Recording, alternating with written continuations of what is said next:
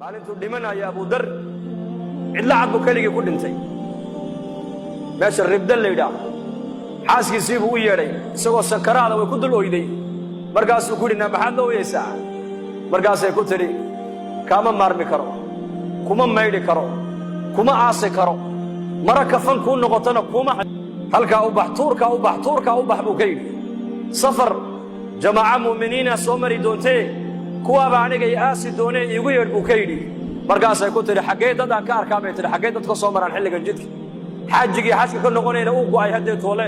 oo xajkiina mar horaa laga noqdee dadka dariiqa soo marayaad sheegaysa waa dadkee bay ku tidhi nayaa i dhegaysa buu yidhi koox anigu aan ka mid ahay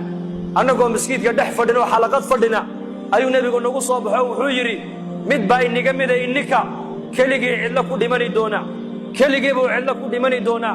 aaskiisana jamaaca muslimiin oo muuminiina ayaa ka qayb geli doonta raggii maalintaa aan la fadhiyey nin kasta uu dhintay nin magaaluu ku dhintay nin tuuluu ku dhintay nin reerkiisiibuu ku dhintay ninka cidlada ku dhimanaya nebigu sheegay ee jamaacadda muuminiintu aaskiisa ka qayb geli doonto waa anige ordoo tuurka u baxo jamaacaddii nebigu sheegay baa soo mari doontay igu yeedh buu ka yidhi bal sida hadalka nebiga u rumaysan yihiin dadkaas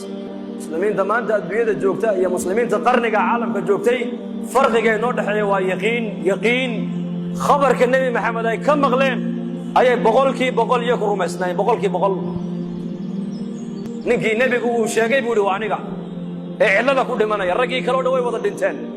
tuulo iyo magaalo iyo qaryad iyo reerkoogay ku dhinteen ninka cidlada ku dhimanaya waa anige jamaacaddu nebigu sheegayba aaskayga ka qayb geli doontee halkaa u baxoo joogsa buu yidhi jamaacaddii baad arki doontaaye isaguna sankaraadkii baa haya tuurtaaba buur bay fuushaa xaggaa iyo xaggaa wax kala socday eegtaa haddana way soo noqotaa maradeeda intay qoysay madaxa u saartaa haddana way ku noqotaa siday u noqnoqonaysay bay aragtay jamaacad muslimiin oo dariiqa maraya maradeedii bay markaa sidaa u tidhi baa la dhihi markaa bay soo leexdeen haweenay bay arkeen buurta dul taagan waxay dhi maxaa cidlada ku dhegay waxay tidhi saaxiba rasuulillaahi sal allahu alay wasalam nin nebi maxamed saaxiibkiiya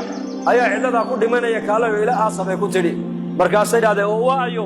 waxay idhahdeen waxay tidhi waa abu dar alghifaariyi radia allaahu canhu abu dar baa cidlo ku dhimanaye kaalayo ila aasa markaasay soo yaaceenay yidhahdeen nufdihi biaabaa'ina wa ummahaatina hooyooyinka iyo aabbahaya ayaa ku furanaynaaye masaaxiba rasuulillahi baa cidlo ku dhimanaya markaasay abu dar oo sakaraada ugu yimaadeen markay dhulka ka soo qaadeen ee dhabta ay ku qabteen uu indhaha kala qaaday horta wuxuu ku yidhi bishaaraysta muuminiin baatiinoo nebiga inin sii sheegay buu yidhi xadiiska nebigu markii buu bishaareeyey ta kalena wuxuu yidhi dhegaysta laba qof oo muslimiina walaalkood ma dhinto hadday u sabraan oo aynan u ooyin oo ixtisaabna ilaahay ajar ka dalbaan oy u sabraan addoonkaasi naar ma arkee waa niga dhimanayaa maantuu cidlaa ku dhimanaya nebigaa i sheegee hay ooyine iska sabr buu ku yidhi